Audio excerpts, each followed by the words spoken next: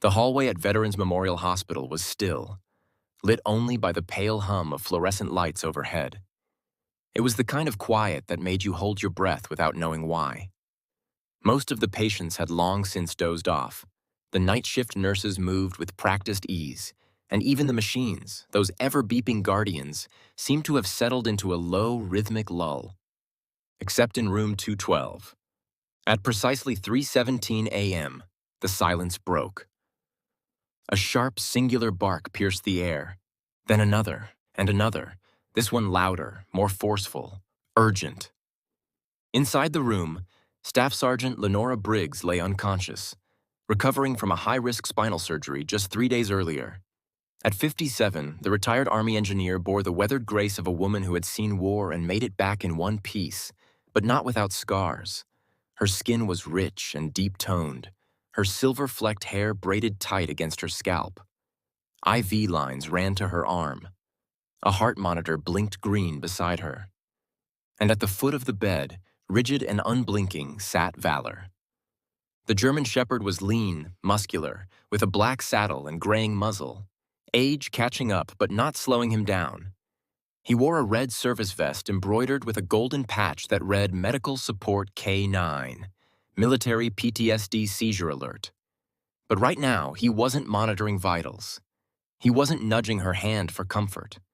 He was fixed, immovable, facing the vent under her hospital bed like it was his enemy.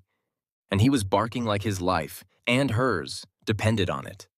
Nurse Caroline Fields had heard the commotion from 2 rooms down. She hurried in, clipboard pressed against her chest, expecting a pain episode or maybe a monitor glitch. Instead, she found the war dog on full alert, body tense, growl deep in his chest, and eyes locked on something she couldn't see. "Valor," she said cautiously, stepping just inside the doorway. "Easy, boy. What's wrong?" But Valor didn't acknowledge her. He didn't look at her, didn't blink, didn't even breathe deeply. He barked again, sharper this time. Startled, Caroline instinctively stepped back, bumping into the rolling tray by the door. The sound jolted Lenora slightly, who shifted beneath the thin hospital blanket, still sedated but not fully unaware. "Nurse Fields?" came a murmur from the bed. It was weak, groggy. Caroline approached carefully. "Yes, Staff Sergeant, you're safe. You're in the hospital." Lenora's lips barely moved, but her voice was clearer now. "Why's he barking like that?" Caroline hesitated, unsure how much to say. He's fixated on the vent beneath you. Won't let anyone get close to it." Lenora's eyelids fluttered open just enough to reveal stormy brown eyes. Eyes that had once scanned foreign roads for IEDs and insurgents. Eyes that had seen what most people prayed they never would. She coughed once, then whispered, "He only does that when something's about to go real wrong." That stopped Caroline cold. "I'm gonna call maintenance," she said, trying to steady her voice. Lenora closed her eyes again, her breathing shallow. "Don't wait too long." The nurse backed out into the hallway, heart thudding against her ribs. Valor's barking had softened into a low, persistent growl, the kind of sound that vibrated in your bones. He didn't move from his post, didn't waver. He just stared at that vent. And suddenly, room 212 no longer felt like just another room at the end of the hall. It felt like ground zero. A storm was coming. And only one soul had seen it early enough to sound the alarm. The hospital's late-night rhythm was a song Caroline Fields had memorized. Quiet murmurs at the nurse's station, the soft shuffle of slippers on tile, IV machines humming like lullabies. But now all of that was shattered by one relentless sound. Valor's barking. It had become steady, measured, like a metronome for panic. Caroline returned with Ronnie, the overnight facilities technician, in tow. He was a lanky man in his late 40s with the posture of someone who'd spent his life beneath floor panels and overhead vents. He wheeled a small toolkit behind him and wore an expression of half-sleep and full skepticism. "So, the dog's mad at a vent?" he muttered as they walked. "Dogs bark at microwaves too. Maybe he hears rats." Caroline stopped in front of room 212. "This one doesn't bark at rats. He's military trained, PTSD, seizure alerts, explosives, he's not exactly a yapper. Ronnie gave her a side glance but said nothing more. Inside, Valor hadn't moved. He was now in a full crouch, hackles raised, low growl vibrating through the metal legs of the hospital bed. "Whoa," Ronnie muttered, seeing the dog's posture. "I told you," Caroline said. Ronnie slowly crouched down, keeping his distance.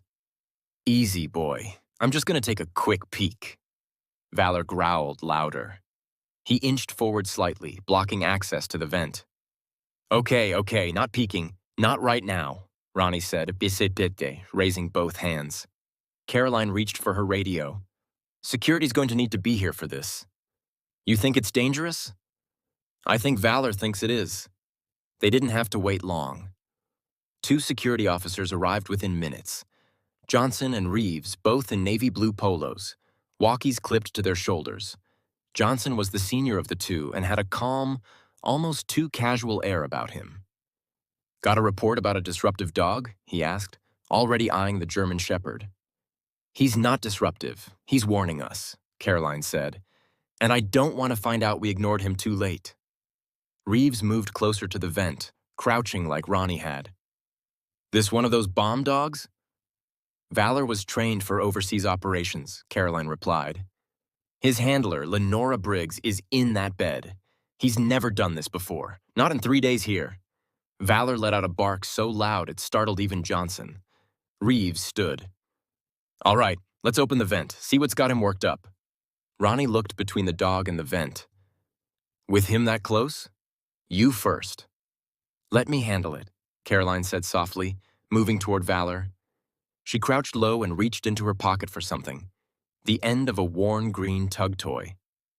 "Hey, buddy, remember this?" Valor's ears flicked. His eyes didn't leave the vent. She moved closer. "You know me. You know I wouldn't touch that if you didn't let me." A breath passed. Valor didn't growl, didn't move, but his tail thumped once. That was all the permission she needed. She leaned down, slowly unscrewing the vent's cover. The metal plate came free with a soft clink, and a gust of colder air rushed out from the exposed ductwork. Then the smell hit her. Chemical, sharp, burnt plastic, and something else. Oily, acrid, not hospital-grade anything. Ronnie leaned in next to her, sniffing once before recoiling. "That's not HVAC residue." Caroline pulled back immediately. "Everyone out, now!" Johnson raised an eyebrow. "What? Now?" she snapped, louder this time. "Ronnie, go shut off the HVAC for this wing, seal it off. Reeves, call hazmat. Get security to start clearing the adjacent rooms." Lenora stirred again, eyes fluttering. "What's wrong?" Caroline moved to her bedside. "Your dog might have just saved this whole floor." Lenora blinked slowly. "Knew it," she murmured. "Knew he smelled something we couldn't." Valor was back at the foot of the bed, sitting now, but still facing the open vent. No more barking, no more growling. He had made his point. And the truth was now escaping like a ghost from the metal mouth of that duct. Caroline felt a chill run through her. Not from the cold, not from the air, but from the realization that without Valor, they would have all slept right through it. By 2:17 a.m., the West Wing of Lakeview Medical Center was no longer quiet. Gone was the lullaby rhythm of nurses and machines. In its place, boots pounding linoleum, voices over radios, and the low hum of tension that came when something you couldn't yet see was trying to kill you. Caroline stood at the threshold of room 212, watching as security cordoned off the hallway with red tape and the fire department's hazmat unit began unloading equipment from 2 idling trucks outside. The hospital staff, those not essential, were ushered away with clipped explanations about a ventilation malfunction. But everyone who'd been in that room knew the truth was heavier than that. And closer. Lenora Briggs was now sitting up in bed, her brown eyes steady but clouded by pain and medication. "Is he still barking?" she asked. Carolyn shook her head. "No, but he's not relaxed either." Across the room, Valor sat with his eyes locked on the open vent. His chest rose and fell in slow, controlled breaths. His tail didn't wag, his ears didn't twitch. He looked less like a dog and more like a statue carved out of instinct and vigilance. Good, Lenora whispered. Means it's not over yet. Caroline's radio crackled. Caroline, come to Hallway West, room 214.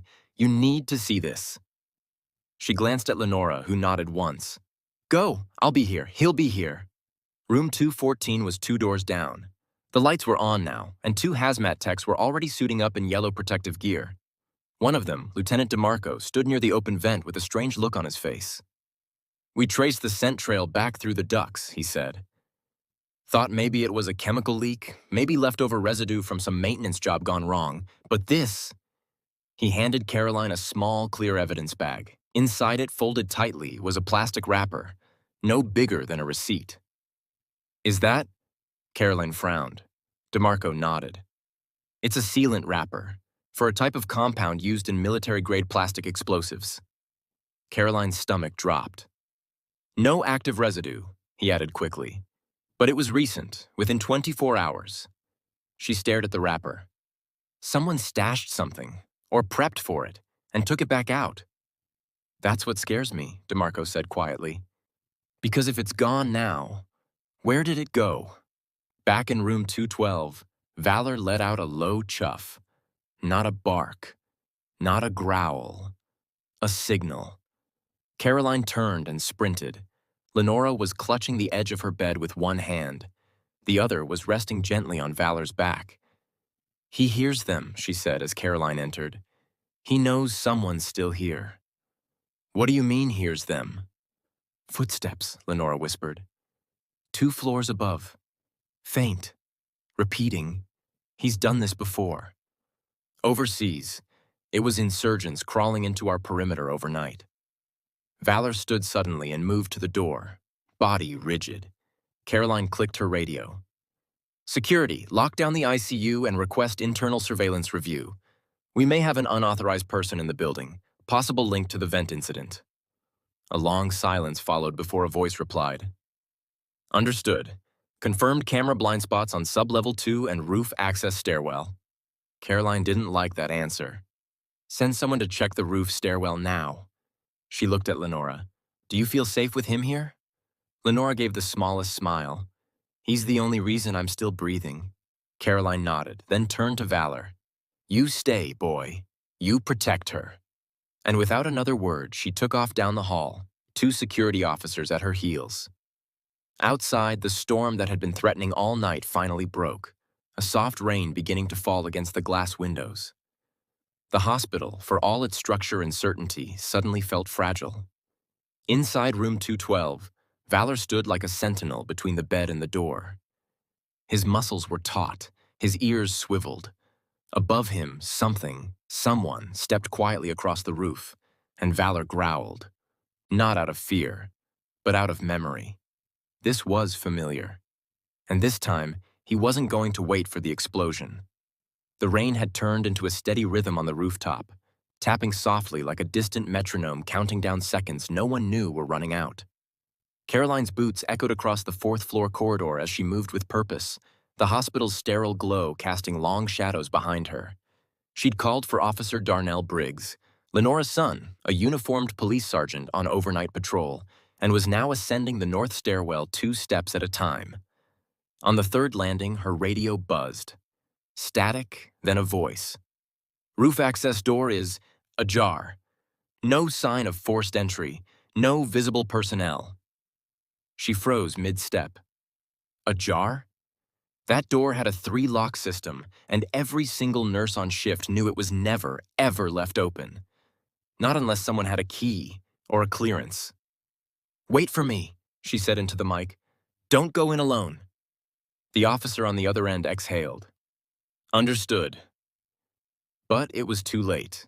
By the time Caroline reached the access door, she found the other officer already inside, his flashlight sweeping across the puddled concrete, glinting off ventilation units and power conduits. What did you see? She asked, breath fogging in the cool night air. The officer's face was pale. Footprints, bare, leading from the vent housing toward the old maintenance turret. Caroline's stomach twisted. She crouched low, squinting at the wet rooftop. The footprints were small, human, Definitely barefoot, but there was something else. Drag marks. As if someone had been carrying something long and heavy across the surface. She followed the trail. It vanished near a sealed maintenance hatch bolted shut with rusted locks that hadn't been opened in over 10 years. Or so they'd thought. "You hear that?" the officer asked. Caroline paused. It was faint. A rhythmic thud. Thud. Thud. Thud. It wasn't a machine. It was too organic. It sounded like someone banging their head or fists against a wall. Controlled, intentional, from below. She clicked the radio. "Security, I need a building schematics pull-up. Check for old maintenance shafts under the roof turret. Anything not on the main floor plans." A pause, then, "Copy. One moment. You're not going to like this." Back on the second floor, Valor hadn't moved an inch. Lenora hadn't taken her eyes off him. Every time the dog's ears twitched, she flinched. She could feel it too. That bone-deep feeling that had never left her since Afghanistan. "You remember this, don't you?" she murmured. "That silence before the ambush? The quiet right before someone flips the world upside down?" Valor chuffed, ears pricked forward, gaze locked on the vent above the hospital bed. And then, it happened. The fluorescent lights in the room flickered. Once, twice, and then went out completely. Darkness swallowed the room. Lenora's hand reached instinctively for the emergency call button. Nothing. Dead. Valor growled, low and primal. Then, click. The vent cover above the bed shifted. Just enough to make a sound. Just enough to confirm everything they feared. Caroline's radio crackled again as she descended from the roof. "Caroline, we found it. There's a shaft, unlisted. Runs from the roof to a forgotten service corridor behind ICU. It's big enough for someone to move through." Her pace quickened. "Valor's with Lenora. I need eyes on that room now." She turned the next corner to find Officer Darnell Briggs running toward her, panic in his eyes. "I just got here," he said. "She's not answering her call button. Something's wrong." Caroline didn't hesitate. They sprinted the last 100 feet together, bursting through the double doors just as the emergency backup lights flickered on. Room 212 was bathed in eerie red glow. The bed was empty. So was the chair. Lenora was gone. But Valor's leash trailed to the floor, chewed clean through. Before either of them could move, they heard it. A bark. Short, sharp. From the other side of the wall. Then a growl. Then silence. "Where the hell is he?" Darnell whispered. Caroline looked up. "He's in the walls." And then she whispered the only words that mattered. "Follow the dog." It was the kind of silence that carried teeth. The kind that followed only after something had slipped away, just out of reach. Just into shadow. Valor's bark had come from the other side of the wall, and now, nothing. Not even a whimper. Caroline and Darnell stood frozen in the middle of room 212, staring at the vent above the bed. The red emergency lights bathed everything in the hue of danger, casting long, angular shadows across the floor. The bed sheets were undisturbed, but the air had changed, charged, electric, tense, like the breath before a scream. "I swear to God, if something's happened to my mom," Darnell started, voice already shaking with a storm he was barely containing. "We're not too late," Caroline cut in, her voice like gravel and steel. Valor barked. "That means she's still with him." "But where?" His eyes darted to the wall again. "What does that even mean? He's in the walls." She didn't answer. Instead, she stepped forward and dropped to her knees in front of the vent Valor had been focused on for hours. Now that she was looking closely, she could see what she hadn't before. 4 tiny screws, partially unscrewed. The grid itself? Shifted a hair to the left, like someone had pulled it loose and then set it back without tightening it. A weak moan echoed, soft, almost imperceptible. Darnell heard it too. "Mom?" It came again. This time, closer. Caroline didn't hesitate. She yanked the vent free with a sharp metallic screech, flinching as the brittle metal bent under her grip. She shone her flashlight inside and swallowed the chill crawling up her spine. A tunnel. Not a vent, not really. It was far too wide, too deep. Reinforced metal ribs ran along the interior, like it was meant for maintenance or service workers. But no one used these anymore. Not in this wing. Not since the hospital's expansion 10 years ago. And yet it stretched deep into darkness. And at the far end, a shadow moved. Then a single growl. It was Valor. He wasn't barking. Not now. Now he was guiding. Soundless, focused, like he was tracking an IED through a ghost town. Caroline stood. He's leading us. We're going in. Darnell's eyes widened. Into the vent? You got a better route? He didn't. They moved fast. She radioed in a code black. Unauthorized personnel and restricted access, possible abduction. Within minutes, backup was swarming the floor above and below, but none of them had access to the passage Caroline was now crawling into, 1 foot and elbow at a time. It was barely tall enough to crawl through. Rusted bolts scraped her forearms. Dust clung to her lips. Somewhere behind her, Darnell was breathing heavily, his hand never far from the service weapon strapped to his side. It twisted twice, then dropped into a service shaft. Another groan from deep ahead, then a cough. A woman's. "Mom!" Darnell's voice echoed, desperate and unfiltered. Valor's silhouette reappeared just beyond the next corner, eyes glowing in the dim flashlight beam. He turned, then disappeared again. When Caroline rounded the final bend, she saw it. A narrow utility corridor. Forgotten. Disconnected from the blueprints. And at the far end, Lenora lying on her side, a split on her forehead leaking a slow trail of blood. But her eyes, they were open. And behind her, a figure, shrouded in shadows, moving away, fast. Valor snarled. The man turned for a split second, just enough for Caroline to see the glint of something in his hand. Syringe. Empty. "Police, freeze!" Darnell's voice boomed behind her. But the man slipped through a steel maintenance door and vanished. They reached Lenora seconds later. Caroline dropped beside her, already checking vitals. Darnell was on the radio, calling for medics and lockdown. "Easy," Caroline whispered. "You're safe now. You're safe." Lenora's cracked lips barely moved. "Not safe," she whispered. Caroline leaned closer. "They want the dog." Valor sat beside her, ears pinned back, chest heaving. Protecting. Always protecting. Because whatever just tried to end Lenora's life wasn't finished. And Valor wasn't going to let them try again. Paramedics flooded the forgotten corridor within minutes. Faces pale under the flickering fluorescence, unsure whether they were in a hospital or inside some kind of nightmare. They strapped Lenora to a stretcher with surgical precision, oxygen mask in place, eyes never leaving Caroline's or Darnell's faces. But Lenora didn't speak again. She just kept her hand lightly wrapped in Valor's scruff, like she was holding on to the one piece of solid ground left in a world that had cracked wide open.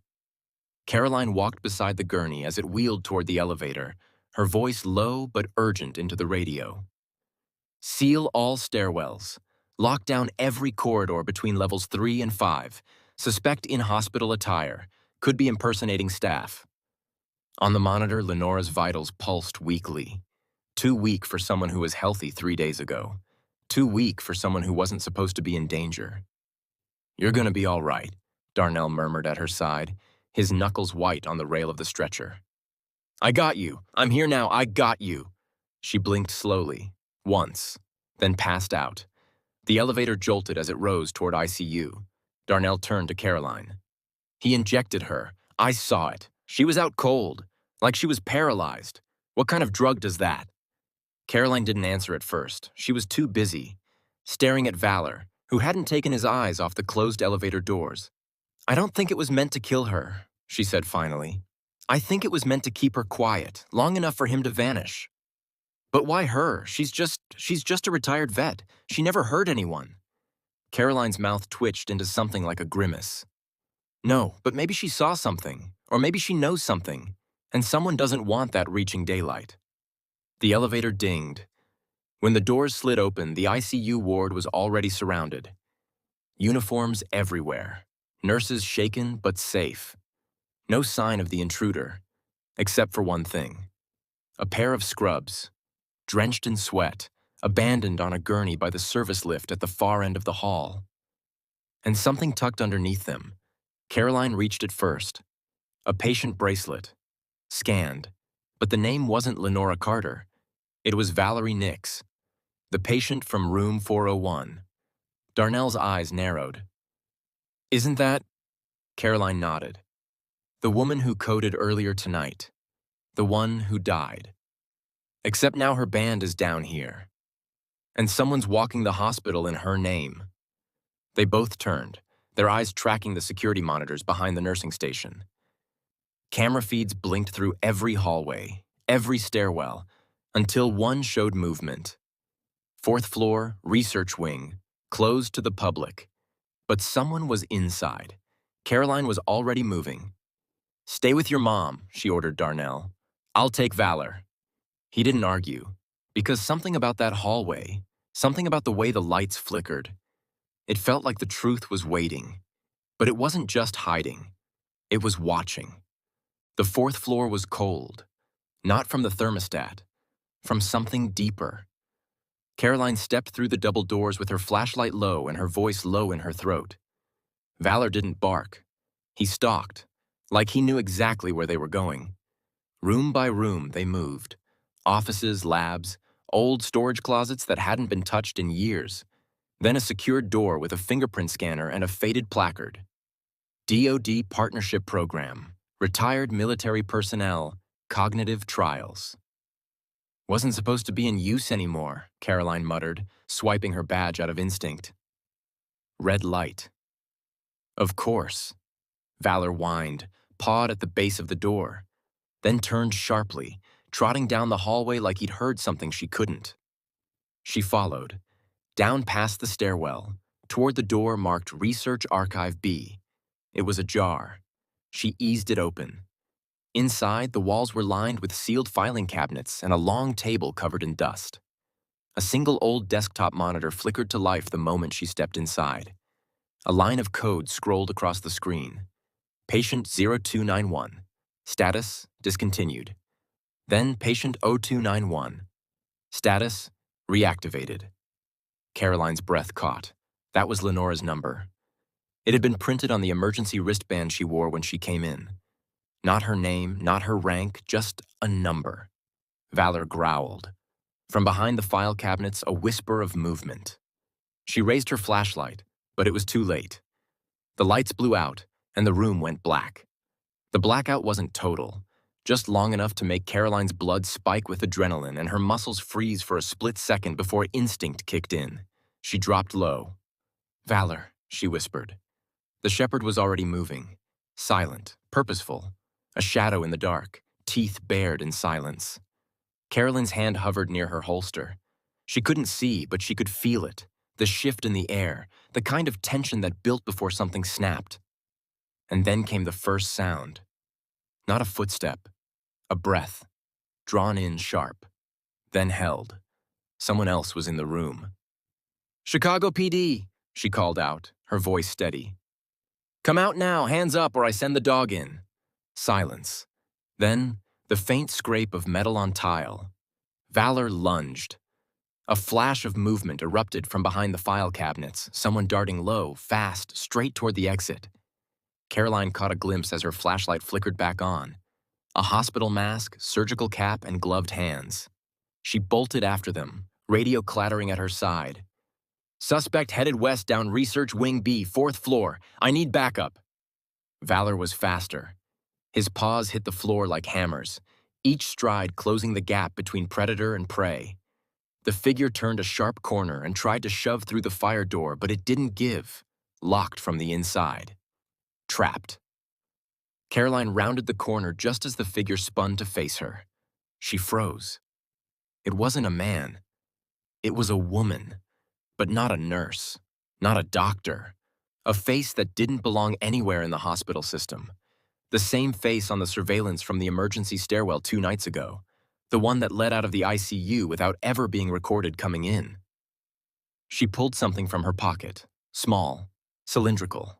Not a weapon, a syringe. "Don't," Caroline barked. "Don't you move." But the woman didn't lift the needle, didn't lunge. She just smiled. Wide. Too wide. "You're too late," she said softly. Valor snarled. Then, without warning, she plunged the needle into her own neck and collapsed. Caroline lunged, grabbing the syringe, ripping it free. But the woman was already convulsing. Eyes rolling back, breath rattling like broken glass. "Code Black," Caroline shouted into her radio. "Suspect down, self-injection, unknown substance, get hazmat and medics up here now." The corridor spun as footsteps pounded toward her, backup finally catching up, weapons drawn and wide-eyed at the scene. But Caroline barely noticed them, because the woman, whatever she'd done to herself, it had ended more than her pulse. It had ended the chance for answers, and left only questions. "What the hell is going on?" a young officer asked as the medics pushed past. Caroline didn't answer. She looked down at the woman's neck, at a tattoo just visible beneath her surgical collar. A military unit code. Crossed out. Just like Lenora's. In the ICU, Lenora's heart monitor beeped steady and slow. Too slow. Darnell hadn't left her side. "Mom," he whispered, brushing a damp curl from her forehead. "They're still not saying what's wrong. They keep saying your levels are off, that you're stable but not safe."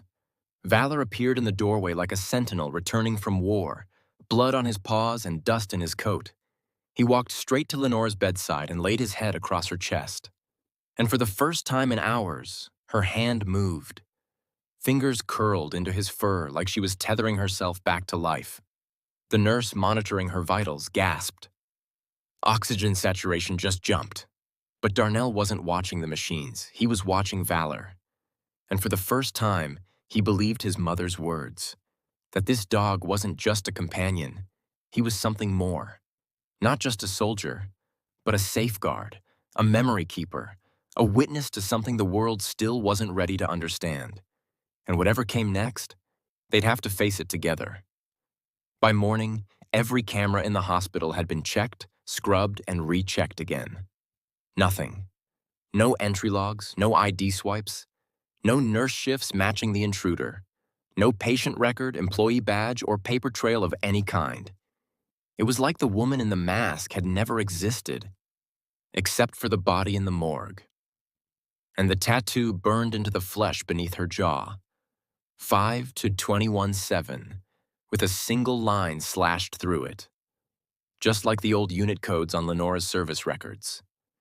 Just like the one she'd asked to have buried. Caroline stood over the examination table, arms crossed, jaw clenched. Toxicology? Dr. Harold, mid-50s, gray ponytail, brilliant and overworked, shook his head. "Nothing I can find in any known substance database. Her blood reads like it hit a wall. Everything just stopped, like a chemical kill switch. You see this in Cold War ghost files, spy-level stuff." "What about her fingerprints?" "Filed under Jane Doe, no federal matches, no criminal database, not even a DMV hit. This woman's not in the system." "Everyone's in the system." "Not her," Harold said, dropping the file. "Which means someone wiped her clean. Or she was never meant to exist." The room fell silent. Then he added, "One more thing. Look at this." He pulled up a photo from the autopsy. The woman's forearm, pale and thin, stitched just beneath the skin, was a microchip, like a pet tracker. Caroline leaned in. "You find a signal?" Harold nodded grimly. "Encrypted, strong, military grade, still pinging, which means someone's still listening," Caroline finished. Back in room 407, Darnell sat beside his mother, watching the morning light stretch through the blinds. The snow had finally stopped. Lenora stirred. Eyes half open, breath shallow, but present. "Ma?" He leaned in. "It's me, Darnell." She blinked, eyes flicking toward Valor, then back to her son. "They tried again," she whispered. Her voice was sandpaper. "Didn't they?" Darnell nodded. "You're safe," he said, but she gave him a look that stopped him cold. "No," she said softly. "Not yet." He watched her reach weakly toward the drawer in her bedside table. "The file," she said. "I need it." Darnell hesitated, then opened the drawer and pulled out the manila folder she'd stashed there 2 nights ago, the one the hospital staff hadn't found. She took it with trembling fingers and opened it slowly, revealing a single black and white photo. 4 people in desert fatigues. One of them was Lenora. The second was a young man in mirrored sunglasses. The third was a woman with a clipboard. The fourth had his face blacked out with a thick red X. "They called it the Reclamation Program," she said, voice cracking. "Said we were helping recover stolen identities, locating traitors in the system." But it wasn't that. It was never that. Valor pressed closer. Lenora's grip tightened on the photo. "They tested things on us," she whispered. "They made us forget. Erased half of us. But not him." She tapped the blacked-out face. He remembered. Caroline stood in the doorway now, quiet as a ghost. She'd heard enough. "Who is he?" she asked. Lenora looked at her, gaze sharp despite the haze of pain. "Not who," she said. "What?" Caroline blinked. Lenora's next words chilled the room. "He's still alive. And he's looking for me." 2 floors below, the woman from the morgue lay still and cold in the sealed compartment. But the signal from her chip kept pulsing into the air. A distant receiver blinked to life in a darkened parking garage 20 blocks away. A man in a gray coat checked the screen of a silent laptop. No expression. No words. Just one note typed on a weathered keypad. "Asset 5217 has failed. Activate 3429. He closed the laptop, turned toward the van behind him, and opened the door. Inside, another woman sat in shadows. Identical eyes. Different face. Same tattoo. Still crossed out. The hospital's lights flickered once, barely a blip, but enough to send Valor's ears up. He stood from Lenora's bedside without a sound. Caroline didn't miss it. "That's the 3rd time," she muttered, crossing to the window. Below, in the staff parking lot, a white utility van idled where no authorized vehicles were supposed to be. Its lights were off, its license plate obscured by snow and mud. Darnell followed her gaze. "You think that's them?" "I don't think anything," Caroline said. "But Valor does." The dog growled low, his hackles rising again. His eyes never left the door. Lenora sat upright now, strength returning with the urgency in the air. She pulled the oxygen tubes from her nose and motioned to her son. "Help me up." "You're not strong enough." "Don't argue. There isn't time." She was already swinging her legs over the bed. Darnell moved to steady her, but Caroline intercepted with the wheelchair from the corner. "If we're moving, we do it smart," she said, voice clipped. Valor moved beside them, shoulders tense, every step measured. Down the hall, Nurse Yoon rounded the corner, pale and breathless. "They're in the building." 3 words. That was all, but it was enough to send every fire alarm wailing. Security footage would later show a team of 3. 2 men, 1 woman, no hospital badges, no names, just scrubs, stolen from the laundry truck, and medical masks that covered everything but their eyes. They didn't talk, didn't hesitate. They moved through the corridors like they'd studied the blueprints for years. Because they had. And their target wasn't just Lenora. It was whatever had survived inside her. Caroline took point as they reached the emergency stairwell. Valor growled louder now, ears snapping back, nose high. Darnell wheeled his mother as fast as he could, heart hammering. "You're sure we can't call for backup?" he asked. "We're not dealing with street-level operatives," Caroline said. "These people own the phone lines." Lenora reached into the side pocket of the wheelchair and pulled out the folder again. "If they get this, everything I protected, everything we gave up in that program, it's over." Caroline took the folder, tucked it under her vest. "I won't let them." Behind them, Valor barked, sharp and sudden. The stairwell door burst open. One of the masked intruders charged forward, a stun baton in hand. But Valor was already in motion. The Shepherd launched like a shadow turned solid, tackling the intruder mid-lunge. The baton clattered to the concrete, sliding across the floor. Caroline didn't hesitate. She pulled her sidearm and fired one clean shot. The man dropped, silent. Darnell stared, frozen. What the hell is this?" he stammered. But Lenora didn't blink. "This is what I told you about," she said. "The ones they trained. Not to fight wars." Her voice cracked. "But to erase them." They reached the basement service corridor. Fluorescent lights hummed overhead. Caroline led the way to the ambulance bay, a secure path known only to hospital staff and a few veterans who'd been through too many drills. But at the far end of the hall, a new shadow emerged. The woman from the van. Same walk, same mask, same tattoo on her neck, 314-9. Valor growled low, stepping between Lenora and the stranger. Caroline raised her weapon. The woman didn't flinch. "You're protecting a mistake," she said softly. Her voice was calm, chillingly familiar. Lenora stiffened. "I know that voice," she whispered. "She was there, in the program. She was one of us." The woman took another step forward. "I was the one they perfected," she said. Caroline fired, but the woman had already moved. She vanished around the corner with inhuman speed. "She's not enhanced," Lenora whispered, clutching the chair arms. "She's rewritten." They burst into the ambulance bay just as the backup vehicle arrived. A black SUV with a retired military tag and no paper trail. The driver was a man in his 60s with scars across his knuckles and an old worn badge from Fort Bragg. "Caroline," he called. "You said extraction. I'm here. Let's move." She helped Lenora into the back seat, Darnell sliding in beside her. Valor jumped in last, never taking his eyes off the rear. As the SUV peeled away from the hospital, Caroline looked back once, just long enough to see the masked woman step into the bay. Her eyes followed the vehicle, not with rage, but with purpose. This wasn't an end. It was an opening move. The SUV tore through the wet streets of Atlanta, rain slicing across the windshield like static.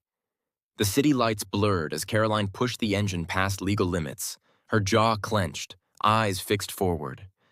In the back seat, Lenora's hands trembled around the dog tag she hadn't worn in 15 years. She hadn't planned on seeing it again. Not after everything they'd buried with that mission, not after the lies that kept her alive.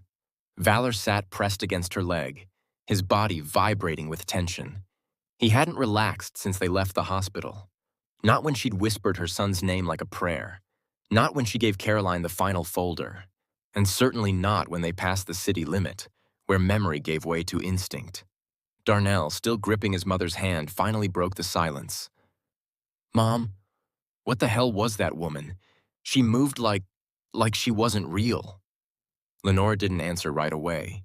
She stared down at the scar along her wrist, the one she'd always told him was from a training accident. It wasn't. "She's not enhanced," Lenora said quietly. "She's rewritten. She's not just muscle and tech, she's code." Darnell looked at her, confused.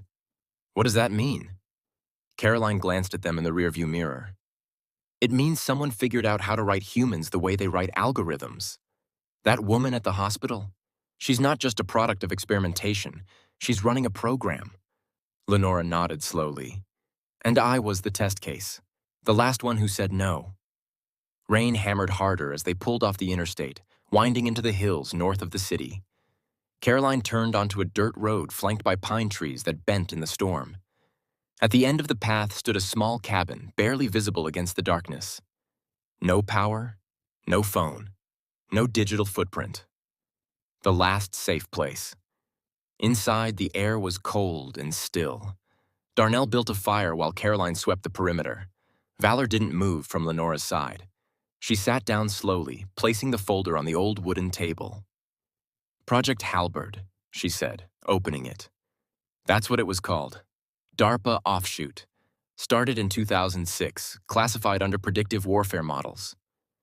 She pulled out photographs, grainy scans of soldiers with neural ports, maps with heat zones, DNA diagrams with markings in red ink, and one photo of a girl no more than 12 with a barcode on her neck. I was their proof of concept, Lenora said. They tried to optimize intuition, threat detection, emotional filtering. They thought if they could rewire fear and loyalty, they could build the perfect soldier. Darnell stared at the photo. Is that you? Lenora nodded. They didn't want obedience. They wanted foresight. Soldiers who would sense danger before it happened. Who could bond with partners faster than basic training. Who could predict decisions before the enemy made them. She reached out and touched Valor's head. But it didn't work. Not like they wanted. I felt too much. I broke ranks. I protected civilians when I was ordered not to. So they scrubbed the program and buried us. Darnell looked at the dog, eyes wide. You mean, that's why he knew? Why Valor wouldn't stop barking at the vent? It's not just training, Caroline said. It's the bond, the code. Dogs like him, partners like Lenora, they don't just see the world, they feel it. They process threat like it's scent. It's primal, algorithmic. Lenora's eyes gleamed in the firelight. That's why they want me back. Not because of what I know, because of what still works inside me. And Valor's the only thing left that syncs with it. Caroline pulled something from her jacket, a small data drive. The files we recovered from the hospital vent. They weren't just logs, she said. They were activation scripts, programs designed to hijack whoever still carries the Halberd signature. She slid the drive across the table. This is why they came. Not to kill you, to turn you back on. Lenora sat back, the truth clicking into place like rounds into a chamber. So that woman, she was what I would have become. Caroline nodded. Yeah, and she wasn't alone. Outside, thunder cracked. Valor stood suddenly, ears alert, growling low. Caroline grabbed her weapon. Darnell moved to his mother's side. Lenora rose slowly, painfully, not with fear, with resolve. If they want me back, she said, reaching for her old dog tags, they're going to find out real fast. I don't follow code. I write my own. The fire popped behind her.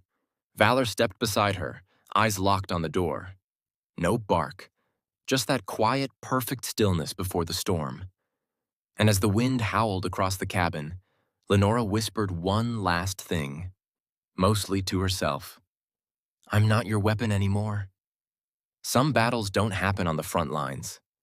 Some are fought in silence, beneath hospital vents, inside forgotten files, and under the skin of people who were never supposed to survive.